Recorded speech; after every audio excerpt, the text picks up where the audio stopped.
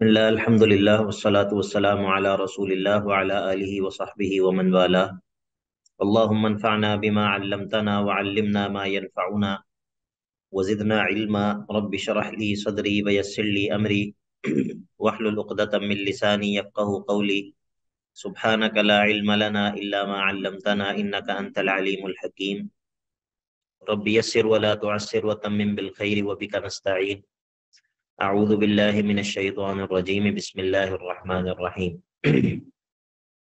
جی ایک دفعہ ذرا کنفرم کر دیں میری آواز آپ لوگوں کو صحیح آ رہی ہے اور اسکرین نظر آ رہی ہے؟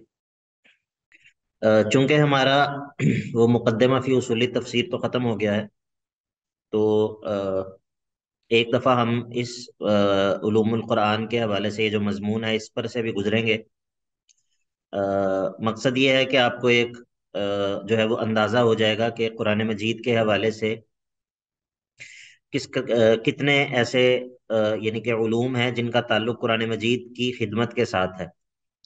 تو انشاءاللہ میں اس کو پڑھوں گا اور ساتھ ساتھ جو ہے وہ کچھ چیزوں کی توضیح جو ہے وہ انشاءاللہ ہوتی جائے گی۔ بسم اللہ الرحمن الرحیم۔ سب سے پہلے تو یہ آپ کو بتائیں گے کہ علوم القرآن سے مراد کیا ہے۔ تو علوم القرآن سے مراد وہ تمام علوم و معارف ہیں جو علماء کرام اور مفسرین اور مفکرین ملت نے گزشتہ 1400 سال کے دوران میں قرآن مجید کے حوالے سے مرتب فرمائے ہیں۔ ایک اعتبار سے اسلامی علوم و فنون کا پورا ذخیرہ قرآن مجید کی تفسیر سے عبارت ہے۔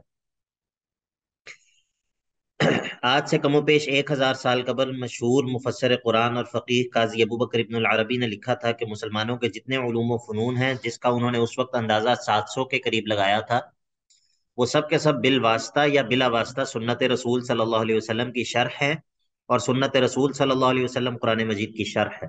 اس اعتبار سے مسلمانوں کے سارے علوم و فنون علوم القرآن کی حیثیت رکھتے ہیں۔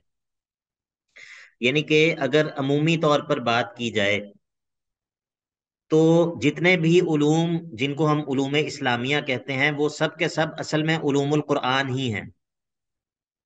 کیونکہ جتنے بھی اسلامی علوم ہیں اصل میں وہ یا تو براہ راست قرآن مجید کی کے معانی کو سمجھنے اور قرآن مجید کے اندر موجود چیزوں سے ان کا تعلق ہے، یا پھر ان کا تعلق سنت اور حدیث کے ذخیرے سے ہے اور ان کی خدمت سے تعلق ہے۔ تو کسی بھی چیز سے تعلق ہو، اگر سنت سے بھی تعلق ہو تو سنت جو ہے وہ قرآن مجید ہی کی شرح ہے، اسی کے معانی کو کھولتی ہے۔ تو اس اعتبار سے تو مسلمانوں کے جتنے بھی علوم ہیں وہ علوم القرآن ہی کہلائے جا سکتے ہیں۔ اسلام سے وابستگی کا بھی یہی تقاضا ہے، وحدت علوم کا منطقی نتیجہ بھی یہی ہے، اور وحدت فکر اور تصور وحدت کائنات کا بھی یہی ثمرہ ہے کہ سارے علوم و فنون کو قرآن مجید سے وہی نسبت ہو جو پتوں کو اپنی شاخوں سے، شاخوں کو اپنے تنے سے اور تنے کو اپنی جڑ سے ہوتی ہے۔ یہی وہ مقصد ہے کہ جس کے حصول کے لیے گزشتہ 60-70 سال سے اہل فکر و دانش کوشاں ہیں۔ یہ وہ کوشش ہے جس کو آج تمام عصری علوم کو اسلامی بنانے یعنی اسلامائزیشن آف نالج کی اصطلاح سے تعبیر کیا جاتا ہے۔ آج مسلمانوں کے پاس رائج الوقت تمام علوم و فنون اکثر و بیشتر مغربی ذرائع و مصادر سے پہنچے ہیں۔ ان سب علوم کی اساس اور ان سب نظریات کی اٹھان ایک غیر اسلامی ماحول میں ہوئی ہے۔ غیر اسلامی نظریات و تصورات اور لا دینی افکار و اساسات پر ان سارے علوم و فنون کا ارتقاء ہوا ہے۔ یہی وجہ ہے کہ قرآنی علوم و فنون میں اور دور جدید کے مغربی علوم و فنون میں بہت سے مقامات پر ایک تعارض اور تناقض محسوس ہوتا ہے۔ اگر کسی جگہ پہ آپ کو کوئی بات سمجھ نہ آئے تو آپ درمیان میں پوچھ بھی سکتے ہیں، ٹھیک ہے؟ جی سر ٹھیک ہے۔ یہی وجہ ہے کہ قرآنی علوم و فنون میں اور دور جدید کے مغربی علوم و فنون میں بہت سے مقامات پر ایک تعارض اور تناقض محسوس ہوتا ہے۔ اس تعارض اور تناقض کی وجہ کیا انہوں نے بتائی ہے کہ جو ویسٹرن اکیڈیمیا ہے یا جو ان کی جو اکیڈیمک چیزیں ہیں ان کی جو ساری جو وہ جن بھی مراحل سے گزری ہیں وہ سارے ایک لادینیت کے مراحل سے گزری ہیں۔ وہ ایک ایسے ماحول کے اندر پروان چڑھے ہیں وہ تمام علوم کہ جو ماحول بالکل مذہب بیزاری کا ماحول ہے۔ تو اس وجہ سے اس ماحول کے اثرات ان علوم و فنون کے اوپر بھی ہیں۔ تو اسی لیے قرآنی علوم و فنون اور ویسٹرن جو علوم و فنون ہیں ان میں بعض دفعہ انسان کو تناقض محسوس ہوتا ہے کہ یہ تو آپس میں کانٹرڈکٹ کر رہے ہیں۔ جدید تعلیم یافتہ ذہن جو مغربی علوم و فنون کی تعلیم پا کر مغربی ثقافت و تہذیب کے ماحول میں تیار ہوا ہے، وہ بہت سے ایسے تصورات کو ایک منطقی اور بدیہی نتیجے کے طور پر قبول کر لیتا ہے جو قرآن مجید کی نگاہ میں سرے سے ناقابل قبول ہے۔ اسی طرح سے بہت سی ایسی چیزیں ہیں جو قرآن مجید کی نظر میں بدیہیات میں شامل ہیں اور جن کو ماضی میں ایک صاحب ایمان شخص اصول موضوعہ کے طور پر قبول کر لیتا تھا اور آج بھی ایک مسلمان کو انہیں قبول کرنا چاہیے، وہ دور جدید کے نظریات اور تصورات کی روشنی میں مشکوک، مشتبہ اور ناقابل قبول یا کم از کم قابل بحث و تکرار قرار پاتے ہیں۔ اسی لیے جب ہم علوم القرآن کی بات کرتے ہیں تو ہمارے سامنے دو دائرے ہوتے ہیں، ایک نسبتاً تنگ اور چھوٹا دائرہ وہ ہے جس میں وہ علوم و فنون شامل ہیں جن کا تعلق براہ راست قرآن مجید کی تفسیر اور فہم سے ہے۔ ٹھیک ہے، اصل میں علوم القرآن انہی کو کہا جاتا ہے جن علوم و فنون کا تعلق براہ راست قرآن مجید کی تفسیر اور فہم سے ہے۔ ٹھیک ہے، اصل میں جو علوم القرآن کہا جاتا ہے وہ ان علوم کو کہا جاتا ہے جن کا تعلق براہ راست قرآن مجید کی تفسیر اور فہم سے ہے۔ علوم القرآن کا ایک اور نسبتاً وسیع اور بڑا دائرہ بھی ہے، اور وہ دائرہ اتنا بڑا ہے کہ اس میں انسان کی وہ تمام فکری کاوشیں شامل ہیں جن کی سمت درست ہو اور جن کی اساس صحیح ہو۔ یہ وہ دائرہ ہے جس میں آئے دن نئے نئے علوم و معارف شامل ہو رہے ہیں جن میں مسلسل اضافہ ہو رہا ہے اور ہوتا رہے گا۔ اس دائرے میں ہر وہ چیز شامل ہے جس سے مسلمانوں نے اپنی فکری اور علمی سرگرمیوں میں کام لیا ہو اور جو قرآن مجید کے بتائے ہوئے تصورات کے مطابق ہو اور اس کی بنیادی تعلیم سے ہم آہنگ ہو۔ جب مسلمان اپنے تمام موجودہ معاشرتی اور انسانی علوم کو اثر نو مدون کر لیں گے تو پھر وہ اسی طرح قرآن فہمی میں مددگار ثابت ہوں گے جس طرح ماضی میں مسلمانوں کے معاشرتی اور انسانی علوم نے قرآن فہمی میں مدد دی۔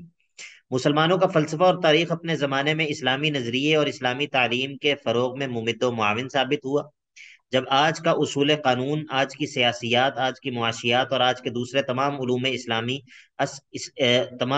اسلامی اساس پر اثر نو مرتب ہو جائیں گے تو اس وقت ایک بار پھر ان سب علوم کی حیثیت قرآن مجید کے خادم اور قرآن فہمی کے آلات و وسائل کی ہوگی۔ اس وقت یہ علوم اسی تصور حیات اور نظریہ کائنات کو فروغ دیں گے جو قرآن مجید نے دیا ہے۔ اس وقت یہ علوم قرآن مجید کی تہذیبی اقدار کو نمایاں کریں گے اور اس تصور کی بنیاد پر مزید نئے علوم اور فنون کو جنم دیں گے جو قرآن مجید میں ملتا ہے۔ بہرحال یہ جو ابھی تک تمام بات ہوئی ہے اس کا جو خلاصہ ہے وہ یہ ہے کہ قرآن مجید سے تعلق رکھنے والے ویسے تو تمام جتنے بھی اسلامی علوم ہیں، چاہے ان کا تعلق حدیث سے ہو، چاہے ان کا تعلق فقہ سے ہو، چاہے ان کا تعلق اصول الفقہ سے ہو، چاہے ان کا تعلق جو ہے وہ لغت سے ہو، یہ تمام علوم جو ہیں ان کو علوم قرآن کہا جا سکتا ہے۔ لیکن وہ علوم جن کا براہ راست تعلق قرآن مجید کے مضامین سے ہو، اصل میں علوم القرآن ان کو کہا جاتا ہے۔ اصطلاح میں علوم القرآن ان کو کہا جاتا ہے، ان علوم کو جن کا براہ راست تعلق قرآن مجید کے مضامین سے ہو۔ ٹھیک ہے، تو اب انہی کے متعلق گفتگو ہوگی۔ اصل میں علوم القرآن جب ہم کہتے ہیں تو ان سے ہماری یہی والی چیزیں مراد ہوتی ہیں۔ آج کی گفتگو کا مرکز صرف پہلا دائرہ ہوگا، اس لیے کہ یہ ان علوم اور فنون کا دائرہ ہے جن کا قرآن مجید کی تفسیر سے براہ راست تعلق ہے۔ ان علوم و معارف کی فہرست بھی بہت طویل ہے لیکن وہ اپنے اندر ایک خاص طرح کی محدودیت رکھتے ہیں۔ محدودیت مطلب چونکہ وہ صرف وہ علوم ہیں جن کا تعلق براہ راست قرآن مجید سے ہے تو ظاہر ہے کہ پھر اس کے اندر ایک تھوڑی سی اسپیسیفک ہو جاتا ہے تھوڑا سا یہ، اور اس کے اندر وہ ایک عمومیت جو ہے وہ باقی نہیں رہتی۔ یعنی ان فنون میں سے کسی ایک خاص فن میں توسیع تو ہو سکتی ہے لیکن نئے علوم اور نئے فنون کے جنم لینے کے امکانات اس دائرے میں نسبتاً محدود ہیں۔ اس لیے کہ قرآن مجید کے براہ راست مطالعہ اور تفسیر کے لیے جن امور اور معاملات پر غور کرنے کی ضرورت ہے ان پر بہت تفصیل کے ساتھ ائمہ اسلام نے کلام کیا ہے، اور اب بہت تھوڑے پہلو ایسے رہ گئے ہیں کہ جن میں کوئی نئی بات کہی جا سکے۔ موجودہ دلائل میں توسیع تو ہو سکتی ہے اور موجودہ افکار میں مزید گہرائی تو پیدا ہو سکتی ہے، لیکن مستقل بذات نئی فکر کو پیش کرنے کا امکان یہاں بہت کم ہوتا ہے۔ یہی وجہ ہے کہ علوم القرآن کے اس دائرے میں توسیع اور اضافہ اب بہت کم ہوتا ہے. شاید صدیوں میں ایک آدھ ایسا صاحب علم سامنے آتا ہے جو اس باب میں کوئی بالکل نئی طرح ڈال سکے، وہ بھی اتنے تواتر اور کثرت سے نہیں ہوتا. ان علوم القرآن میں وہ چیزیں شامل ہیں جن کا تعلق نزول قرآن کی کیفیت، اس کی تاریخ اور مراحل تدوین. تدوین کس کو کہتے ہیں؟ تدوین کس سر کو جو کہتے قرآن پاک اکٹھا ہوا ہے اس کو، ہیں؟ ہاں، جو تدوین قرآن پاک کہتے کو ہیں اکٹھا کیا گیا کمپائلیشن. ٹھیک ہے، ہے۔ جی جی کمپائلیشن. اس کے طریقہ کار اس طریقہ کار کی حکمت اور مصلحت سے، یعنی کہ علوم القرآن کے اندر یہ سب چیزیں شامل ہیں: نزول قرآن کی کیفیت اور اس کے نازل ہونے کی کیا تاریخ ہے، کس طرح جو ہے وہ کن کن مراحل سے گزر کر وہ نازل ہوا، کہاں کہاں پر جو ہے وہ قرآن مجید کا نزول ہوا، پھر اس کی کمپائلیشن کس طرح ہوئی، کمپائلیشن کا طریقہ کار کیا تھا، اس خاص طریقہ کار کی حکمت اور مصلحت کیا تھی. یہ ساری جو باتیں ہیں یہ علوم القرآن کے اندر ہوتی ہیں. اس کے علاوہ اور کیا ہوتا ہے اس کے اندر؟ اس کے علاوہ قرآن مجید کے جمع و تدوین کی تاریخ، اس کی آیات اور صورتوں کے انداز نزول، مقام نزول اور حالات نزول. انداز نزول کہ وہ کس انداز میں نازل ہوئی، مقام نزول کہ وہ کس جگہ پر نازل ہوئی، اور حالات نزول کہ وہ کون سے حالات تھے جن کے اندر فلاں آیت نازل ہوئی، فلاں صورت نازل ہوئی. تو ان تمام چیزوں کو ہم کہتے ہیں علم اسباب نزول. اب یہ علم قرآن ہی کے اندر ایک سب کیٹیگری ہے جس کو ہم کہتے ہیں علم اسباب نزول. یہ علوم القرآن سے باہر کی کوئی علیحدہ علم نہیں ہے، بلکہ یہ وہی علم علوم القرآن کے اندر ہی ایک یہ سب کیٹیگری ہے. اس سے مراد وہ واقعات یا وہ صورتحال ہے جن میں قرآن مجید کی کوئی آیت یا آیات نازل ہوئی ہوں. اسباب نزول کی اہمیت اپنی جگہ مسلم ہے. ٹھیک ہے، اسباب نزول کی اہمیت بہت زیادہ ہے. آپ کو پتہ ہے کہ کئی دفعہ قرآن مجید کے کسی آیت یا کسی آیات کے کسی ٹکڑے کا صحیح معنی سمجھنے کے لیے ہمیں اس بات کی ضرورت ہوتی ہے کہ ہم یہ جان سکیں کہ اس کے نزول کا پس منظر کیا ہے. ٹھیک ہے، اس کا سبب نزول کیا ہے، یا کن حالات میں نازل ہوئی ہے. اور یہ ہم نے اپنے مقدمہ فی اصول التفسیر کے اندر بھی پڑھا ہے کہ اس کی مدد سے قرآن مجید کی آیت کے درست معنی تک جو ہے وہ ہم پہنچ جاتے ہیں. اچھا جی، ترتیب نزولی کی اس اعتبار سے بھی بے حد اہمیت ہے. ترتیب نزولی کیا ہوتا ہے؟ ترتیب نزولی کیا ہوتا ہے کوئی؟ سر، جس ترتیب سے نازل ہوئے ہیں، جی، قرآن مجید کے نازل ہونے کی جو ترتیب ہے اس کو کیا نازل کہتے ہونے ہیں؟ کی ترتیب ترتیب جی نزولی. ٹھیک ہے، جی اس اعتبار سے بھی بے حد اہمیت ہے کہ اس سے احکام کے ارتقاء کو سمجھنے میں بڑی مدد ملتی ہے. ارتقاء کس کو کہتے ہیں جی؟ ارتقاء کس کو کہتے ہیں لائبہ جاوید؟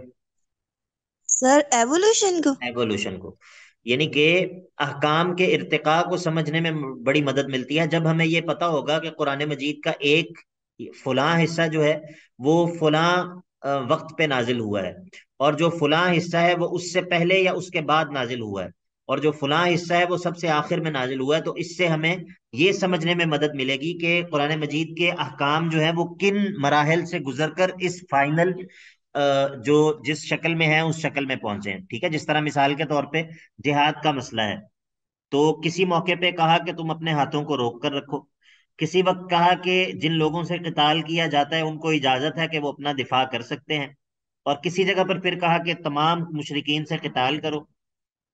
اب یہ تمام حکم جو ہیں، یہ تمام احکام جو ہیں چونکہ مختلف ادوار میں اترے ہیں، ان کے نازل ہونے کا وقت جو ہے وہ مختلف ہے. تو اس سے ہمیں کیا پتا چلے گا؟ اس سے ہمیں پتا چلے گا کہ یہ جو اسپیسیفک حکم ہے یہ کن کن مراحل سے گزرا ہے. ٹھیک ہے، تو اس کا ہمیں ترتیب نزولی پتا ہوگی اگر ہمیں، تو اس سے ہمیں اس بات کو سمجھنے میں مدد ملے گی. قرآن مجید میں کس طرح تدریج سے کام لے کر ہدایت اور رہنمائی کی گئی، اس تدریج کے عمل کو سمجھنے کے لیے ضروری ہے کہ آیات اور صورتوں کے بارے میں ترتیب نزولی کا علم ہو. پھر یہ جاننا بھی ضروری ہے کہ کون سی آیت مکی ہے اور کون سی مدنی، اس لیے کہ مکی دور میں احکام کی نوعیت اور تھی، مدنی دور میں اور تھی.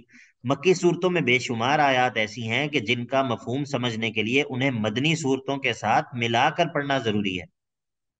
مثال کے طور پر مکی صورتوں میں بیشتر جگہوں پر یہ مضمون بیان ہوا ہے: لست علیہم بمسیطر، آپ ان پر ٹھیکے دار نہیں ہیں.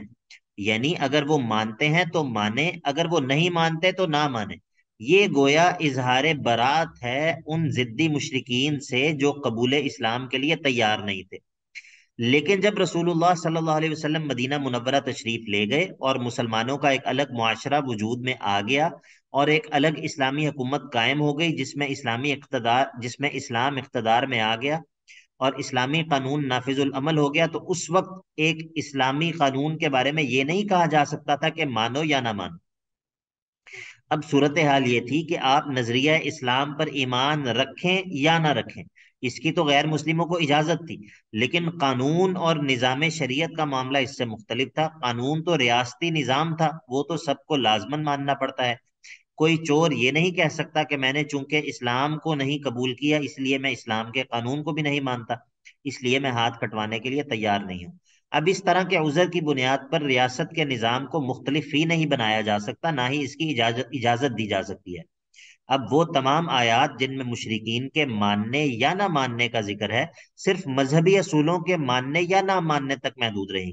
ان آیات کا حوالہ دے کر اسلامی ریاست کے قانون اور نظام کو ماننے سے انکار نہیں کیا جا سکتا، نہ ہی اس کی اجازت دی جا سکتی ہے۔ ان غلط فہمیوں سے بچنے کے لیے مکی اور مدنی صورتوں کے بارے میں علم ہونا ضروری ہے۔ کس کو سمجھ آئی ہے اس پیراگراف کی؟ جی، کچھ سمجھ آیا ہے سر یا آگے، جی سر آگے سمجھ۔ باقی لوگوں کو بتائیں؟ صرف آپ کو سمجھ آیا ہے اور باقی لوگوں کو میرا خیال ہے کہ سواء علیہم انذرتہم ام لم تنذرہم۔ ہاں جی، کوئی بولے گا اور یا آگے چلیں ہم؟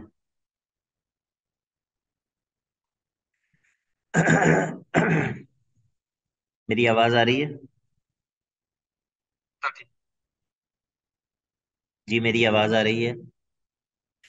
جی سر آ رہی ہے۔ اچھا جی، بڑے مستقل مزاج ماشاءاللہ لوگ ہیں کہ چلیے۔ میں بولی سنی تھی کہ میں نے پہلے ریپلائی کیا تھا۔ جی ٹھیک ہے۔ علوم القرآن کا ایک اہم مضمون محکم اور متشابہ ہے۔ اب یہ دیکھیں، یہ بھی علوم القرآن کا ایک آپ کہہ لیں سبجیکٹ ہے، ٹھیک ہے، جو اس کے اندر ایک ٹاپک جو ہے وہ آتا ہے، وہ ہے محکم اور متشابہ۔ محکم سے مراد وہ آیات ہیں جن کا مفہوم، جن کے الفاظ اور جن کا پیغام اتنا واضح اور دو ٹوک ہے کہ اس کے بارے میں کوئی دو انسانوں کے درمیان اختلاف پیدا نہیں ہو سکتا، اور ان آیات کا مفہوم متعین کرنے میں کوئی دو رائے نہیں ہو سکتی۔ مثلا قرآن مجید میں ہے وَأَقِیمُوا الصَّلَاةَ، اور نماز قائم کرو۔ اب نماز قائم کرنے سے کیا مراد ہے یہ ہر مسلمان جانتا ہے، اس کے بارے میں کسی شبہ، تعویل یا التباس کا کوئی امکان نہیں ہے۔ مطلب اب اس کے اندر جو ہے وہ کوئی دو رائے نہیں ہو سکتی، بالکل واضح اور محکم بات ہے۔ یا مثال کے طور پہ قرآنی آیت ہے وفی اموالہم حق معلوم للسائل والمحروم، ان ایمان والوں کے مالوں میں محروم لوگوں اور سائلین کا حق ہے۔ سب جانتے ہیں کہ یہاں مالی حق سے کیا مراد ہے، لیکن کچھ آیات ایسی ہیں کہ جن میں یا تو مجاز کا رنگ اختیار کیا گیا ہے یا استعارے کی زبان میں بات کی گئی ہے، یا انسانوں کی سمجھ کے قریب لانے کے لیے ایک مضمون کو انسانوں کے فہم کے مطابق بیان کیا گیا ہے۔ یہ وہ معاملات ہیں جو غیبیات سے تعلق رکھتے ہیں، پیدائش سے پہلے اور مرنے کے بعد کی زندگی سے متعلق ہیں، جن کا تعلق عالم برزخ اور عالم قیامت سے ہے کہ وہاں کیا معاملات اور کیا کیفیات پیش آئیں گی۔ ایسی تمام آیات متشابہات کہلاتی ہیں جن میں انسانوں کے فہم کے مشابہ الفاظ و عبارات کے ذریعے سے کسی چیز کو بیان کیا گیا ہو۔ علوم القرآن کا ایک اہم مضمون اسالیب مفسرین یا مناہج مفسرین بھی ہے۔ اب یہ دیکھیں، یہ ایک اور چیز کا تذکرہ ہے، اسالیب مفسرین یا مناہج مفسرین، کہ مفسرین میں سے کون جو ہیں ان کا تفسیر میں کیا اسلوب اور کیا طریقہ کار ہے۔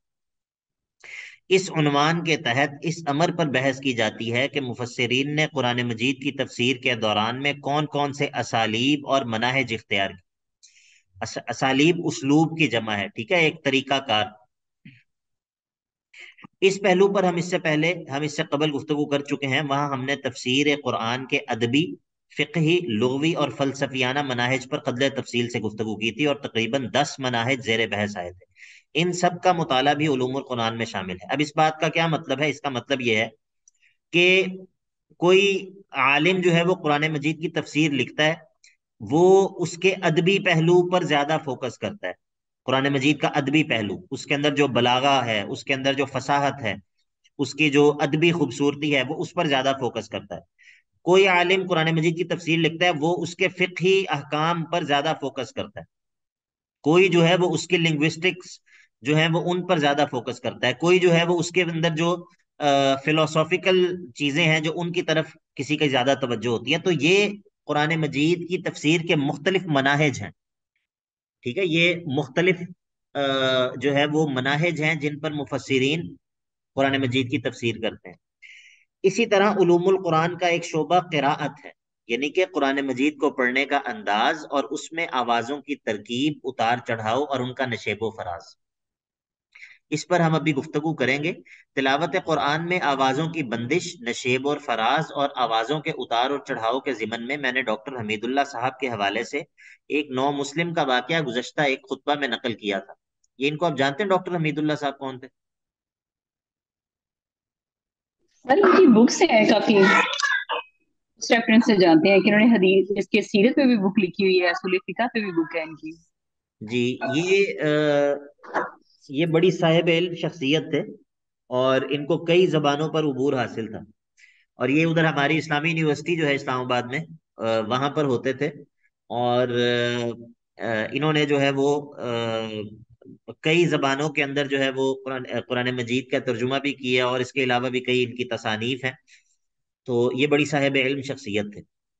جو ابھی اسلامی یونیورسٹی ہے، اس کی ایک لائبریری ہے جو کہ فیصل مسجد کے ساتھ ہے. یعنی کہ اسلامی یونیورسٹی کے دو کیمپسز ہیں، ایک اولڈ کیمپس ہے، ایک نیو کیمپس ہے. تو جو اولڈ کیمپس ہے وہ اسلامی یونیورسٹی کا، وہ فیصل مسجد کے ساتھ ہے. تو وہاں پر جو لائبریری ہے، کافی بڑی لائبریری ہے، وہ ان کے نام سے جو ہے نا اس کو موصوف کیا گیا ہے. ڈاکٹر حمید اللہ لائبریری اس کو کہتے ہیں.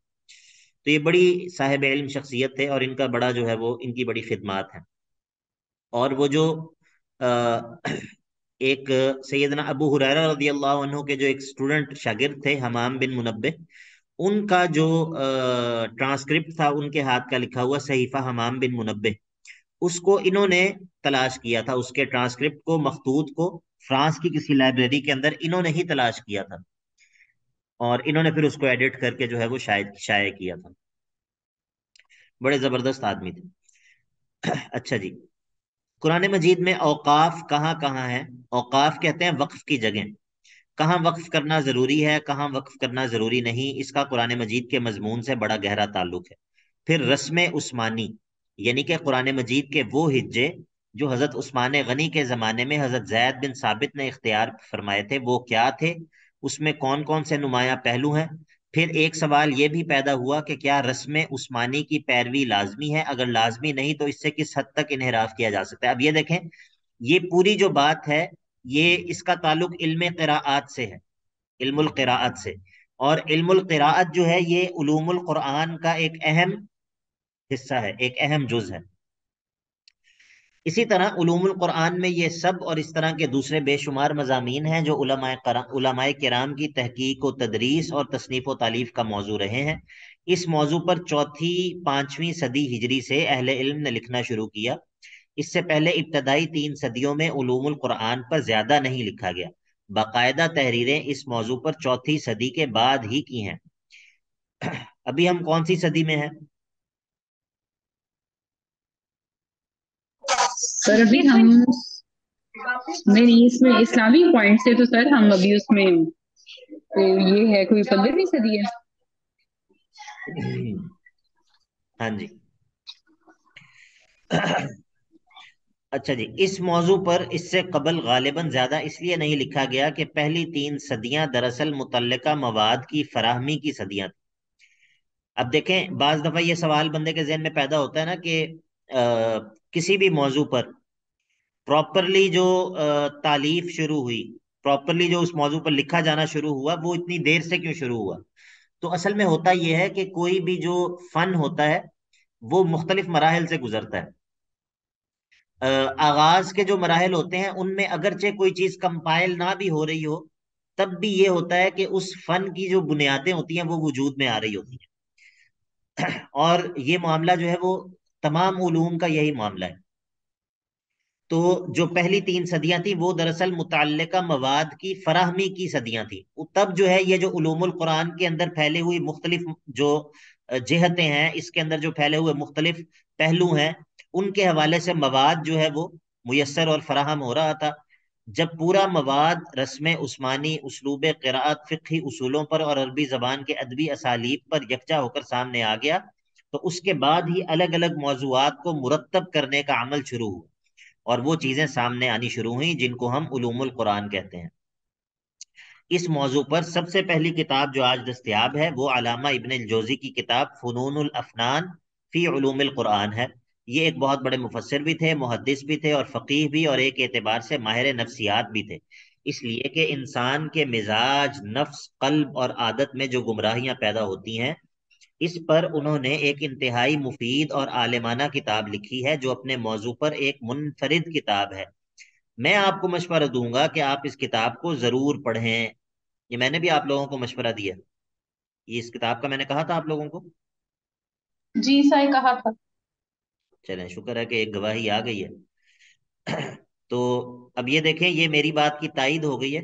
اب شاید آپ اس بات کو تھوڑا سا سیریس لے لیں کہ ہمیں یہ کتاب پڑھنی چاہیے. اس کتاب میں یہ بتایا گیا ہے کہ جب ابلیس انسانوں کو بہکاتا ہے تو کیسے بہکاتا ہے، اس کے بہکانے کے کیا طریقے ہوتے ہیں. پھر اس کتاب میں انہوں نے ایک ماہرانہ کاوش یہ کی ہے کہ انہوں نے یہ بتایا ہے کہ مختلف طبقے کے لوگوں کو شیطان کے بہکانے کا مختلف طریقہ ہوتا ہے. شیطان ہر ایک کے ساتھ لگا ہوتا ہے. عالم کے ساتھ جو شیطان ہوگا وہ بھی عالم ہوگا تاکہ اس کی سطح پر اس کو بہکا سکے. اب اس کے راستے کون کون سے ہیں، یہ چیز پڑھنے سے تعلق رکھتی ہے کہ ایک تاجر کیسے بہکتا ہے، ایک معلم، قاضی اور عالم کیسے بہکتا ہے. غرض بہت ہی دلچسپ کتاب ہے. ایک بہت بڑی قابل قدر کتاب علامہ جلال الدین سیوطی کی الاتقان فی علوم القرآن ہے. الاتقان فی علوم القرآن. اب دیکھیں، 2 کتابوں کا تعارف ہو گیا. پہلی کتاب تھی فنون الافنان اور یہ تھی ابن الجوزی کی فنون الافنان فی علوم القرآن، اور دوسری کتاب ہے علامہ سیوطی کی الاتقان فی علوم القرآن، یہ جلال الدین السیوطی کی. اس کتاب کا اردو ترجمہ بھی عام طور پر دستیاب ہے. علامہ سیوطی کا تعلق مصر سے تھا. وہاں سیوط نامی شہر جو علامہ کا وطن تھا آج بھی موجود ہے. اگر کہا جائے کہ اسلامی تاریخ میں چند لوگ جو ہر فن مولا گزرے ہیں ان میں سے یہ ایک تھے تو بے جانا ہوگا. انہوں نے تقریباً 500 کتابیں لکھی ہیں اور اسلامی علوم و فنون کا کوئی میدان ایسا نہیں ہے جس میں ان کی کتابیں موجود نہ ہوں. تفسیر، حدیث، منطق، ادب، تاریخ، سیرت، طب، غرض ہر موضوع پر ان کی تصانیف موجود ہیں. ہر موضوع پر انہوں نے لکھا ہے. اور ان کی جو وفات ہے وہ ہے 911 ہجری میں. 911 ہجری میں. ان کی کتاب الاتقان فی علوم القرآن کو پڑھ کر اندازہ ہو جاتا ہے کہ ان کے زمانے تک علوم القرآن کے موضوع پر کتنا وسیع کام ہو چکا تھا. ہماری اردو زبان میں بھی اس موضوع پر کتابیں موجود ہیں. قدیم ترین کتاب 19ویں صدی کے ایک بزرگ مولانا عبدالحق حقانی کی ہے جو تفسیر حقانی کے بھی مصنف ہیں. یہ معروف تفسیر ہے اردو زبان کے اندر، تفسیر حقانی کے نام سے مشہور ہے. مولانا حقانی ٹھوس اور جید عالم تھے. علوم القرآن کے موضوع پر ان کا بہت سا کام ہے. انہوں نے ایک کتاب لکھی تھی التبیان فی علوم القرآن. مولانا کی تفسیر حقانی اس اعتبار سے نمایاں مقام رکھتی ہے کہ دور جدید کے علوم و فنون کے نتیجے کے طور پر قرآن مجید اور اسلام کے بارے میں جو شبہات نئے لوگوں کے ذہنوں میں پیدا ہوئے ہیں اس کا انہوں نے جواب دینے کی کوشش کی. اردو میں ایک اور کتاب علوم القرآن پر مولانا محمد تقی عثمانی کی ہے جو آج سے کم و بیش 30 سال قبل چھپی تھی. اب تو تقریباً اس کو 40 سال سے زیادہ ہو چکے ہیں. کیونکہ یہ جب محاضرات یہ جب ہوئے ہیں تو یہ غالباً کیونکہ یہ جو جن کے یہ محاضرات ہم پڑھ رہے ہیں نا، ڈاکٹر محمود احمد غازی، ان کی وفات 2008 میں ہوئی ہے. ان کی 2008 میں وفات ہوئی ہے، تو اس سے پہلے یہ ان کے لیکچرز ہیں جو اسلام آباد میں ہوئے تھے. اس کتاب کے مندرجات اکثر و بیشتر وہی ہیں جو الاتقان فی علوم القرآن میں علامہ سیوطی نے شامل کی ہیں. اب یہ ایک اردو کے اندر ابھی انہوں نے 2 کتابیں بتائی ہیں، ایک التبیان فی علوم القرآن یہ مولانا حقانی کی، ایک مولانا تقی عثمانی کی کتاب جو ہے یہ اس کا نام پتہ نہیں کیا ہے. ایک کتاب مولانا محمد مالک کاندلوی نے منازل العرفان فی علوم القرآن کے نام سے لکھی تھی جو عام مل جاتی ہے. اچھا جی، جہاں تک قرآن مجید کے اسلوب اور انداز بیان کا تعلق ہے تو اس کے متعلق بھی کچھ چیزیں علوم القرآن میں زیر بحث آتی ہیں، اور جن لوگوں نے علوم القرآن پر لکھا ہے انہوں نے ان سوالات کو اٹھایا ہے۔ ان میں سے بعض کا ذکر ہم آج کی گفتگو میں کریں گے۔ مختلف اہل علم نے علوم القرآن کے عنوان سے بہت سے مباحث پر قلم اٹھایا ہے، ان میں سے بعض اہم مباحث پر ان خطبات میں گفتگو ہو چکی ہے، لیکن چند ایسے موضوعات جن پر علوم القرآن کے نام سے اہل علم نے بحث کی ہے وہ درج ذیل ہیں۔ مثال کے طور پر فضائل القرآن علوم القرآن کا ایک اہم موضوع ہے۔ خود قرآن مجید کے علاوہ احادیث مبارکہ میں قرآن مجید اور اس کی مختلف صورتوں کے فضائل کے بارے میں جو کچھ بھی بیان ہوا ہے وہ اہل علم نے یکجا کر دیا ہے۔ ان فضائل کا مستند ترین ماخذ امام بخاری کی الجامع الصحیح ہے، جس میں کتاب و فضائل القرآن کے عمومی عنوان کے تحت امام بخاری نے 37 ابواب باندھے ہیں، اور مستند اور معتبر احادیث کا ایک بڑا ذخیرہ فضائل القرآن کے موضوع پر جمع کر دیا ہے۔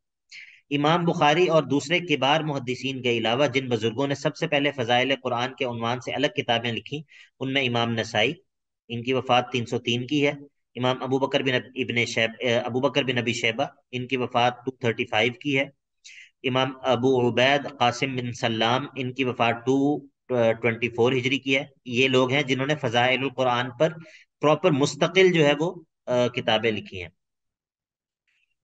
فضائل القرآن پر ایک مشہور حدیث جو امام ترمذی اور امام دارمی وغیرہ نے حضرت علی سے روایت کی ہے، انشاءاللہ آخری خطبے میں سند کے ساتھ بیان کروں گا، اور اسی پر اس سلسلہ خطبات کا اختتام ہوگا۔ اچھا جی، خواص القرآن یہ ایک دوسرا پہلو ہے جس پر علوم القرآن کے تحت بات ہوتی ہے۔ یہ بھی فضائل القرآن ہی کی گویا ایک شاخ ہے۔ اس عنوان کے تحت ان روایات و احادیث کو جمع کیا جاتا ہے جن میں قرآن مجید، اس کی مختلف صورتوں اور مختلف آیات کی خصوصی برکات اور ثمرات کا تذکرہ کیا گیا۔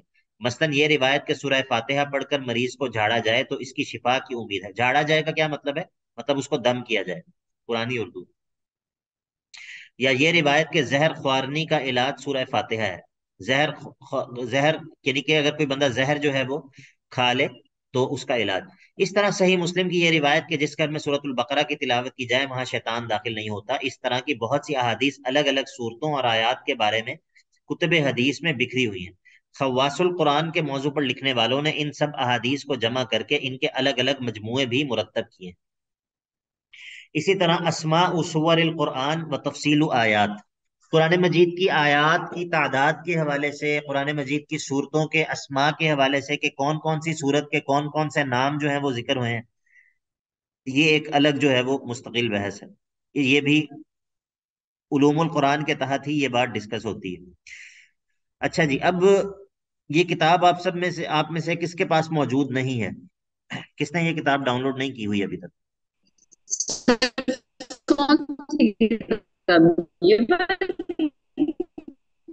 جی سمجھ نہیں آئی، آواز کٹ رہی تھی۔ یہ والی بک جو ہم پڑھ رہے ہیں آپ اس کی بات کر رہے ہیں؟ جی جی اسی کی بات کر رہا ہوں۔ سر آواز آ رہی ہے آپ کو؟ جی سر جی یہ جی ہے ہمارے پاس ڈاؤن لوڈ کی ہوئی ہے۔ ہاں جی، تو اب یہ ہے کہ اس کو ہم نے آج شروع کیا ہے، تو اب آپ لوگوں سے گزارش ہے کہ آپ لوگ کوشش کریں کہ اس کو پڑھیں۔ یہ جو مضمون ہم نے آج شروع کیا ہے اس کو پڑھیں۔ یہ اس میں جو ہے وہ آپ کہا تھا پہلے ہم نے پڑھا تھا یہ والا مضمون، خطبہ نحم جو تھا نا اس کا۔ نہیں، وہ تو تھوڑا سا پڑھا تھا، بالکل ایک صفحے سے بھی آگے نہیں گزرے تھے ہم۔ نہیں سر وہ ہم نے کلاس میں اتنا پڑھا تھا، ویسے آپ نے کہا تھا تو ہم نے اپنے طور پہ اس کی اسٹڈی کی تھی، یہ کہہ رہی اچھا اچھا اچھا، چلیں ٹھیک ہے۔ جی ٹھیک سر۔ ہے، انشاءاللہ اب ہم اپنی یہ اصول القرآن، اصول التفسیر والے سبق کے اندر انشاءاللہ ایک دفعہ اس مضمون کو مکمل پڑھیں گے، اور انشاءاللہ پھر اس کے بعد جو ہے وہ ہم اصول التفسیر کے حوالے سے بعض دوسری دیگر چیزیں جو ہے وہ ان کی طرف چلیں گے انشاءاللہ۔